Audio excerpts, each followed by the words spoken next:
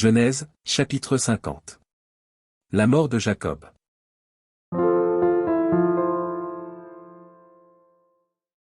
Joseph se jeta sur le visage de son père, pleura sur lui, et le baisa. Il ordonna aux médecins à son service d'embaumer son père, et les médecins embaumèrent Israël. 40 jours s'écoulèrent ainsi, et furent employés à l'embaumer. Et les Égyptiens le pleurèrent 70 jours.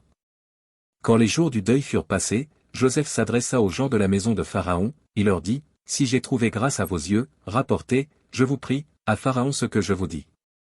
Mon père m'a fait jurer, en disant, Voici, je vais mourir. Tu m'enterreras dans le sépulcre que je me suis acheté au pays de Canaan.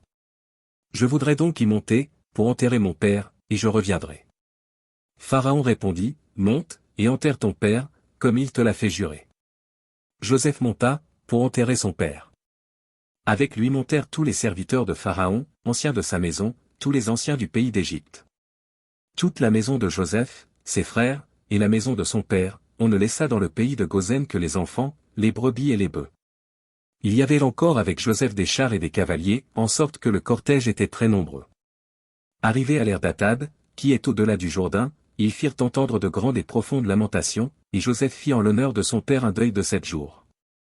Les habitants du pays, les Cananéens, furent témoins de ce deuil dans l'ère d'Atad, et ils dirent, « Voilà un grand deuil parmi les Égyptiens. » C'est pourquoi l'on a donné le nom d'Abel Mitzraïm à cette ère qui est au-delà du Jourdain. C'est ainsi que les fils de Jacob exécutèrent les ordres de leur père.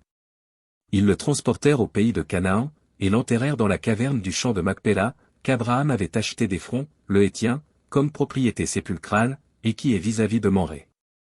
Joseph, après avoir enterré son père, retourna en Égypte, avec ses frères et tous ceux qui étaient montés avec lui pour enterrer son père. Quand les frères de Joseph virent que leur père était mort, ils dirent, « Si Joseph nous prenait en haine, et nous rendait tout le mal que nous lui avons fait. » Et ils firent dire à Joseph, « Ton père a donné cet ordre avant de mourir. Vous parlerez ainsi à Joseph, oh. Pardonne le crime de tes frères et leurs péchés, car ils t'ont fait du mal. Pardonne maintenant le péché des serviteurs du Dieu de ton père. » Joseph pleura, en entendant ces paroles. Ses frères vinrent eux-mêmes se prosterner devant lui, et ils dirent, « Nous sommes tes serviteurs. » Joseph leur dit, « Soyez sans crainte, car suis-je à la place de Dieu? Vous aviez médité de me faire du mal, Dieu l'a changé en bien, pour accomplir ce qui arrive aujourd'hui, pour sauver la vie à un peuple nombreux. Soyez donc sans crainte, je vous entretiendrai, vous et vos enfants. » Et il les consola, en parlant à leur cœur. Joseph demeura en Égypte, lui et la maison de son père. Il vécut 110 ans. Joseph vit les fils d'Éphraïm jusqu'à la 3e génération, et les fils de Makir, fils de Manassé, naquirent sur ses genoux. Joseph dit à ses frères, « Je vais mourir.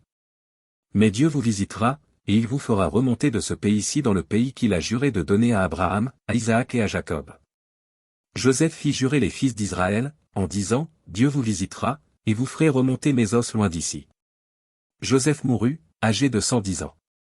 On l'embauma, et on le mit dans un cercueil en Égypte.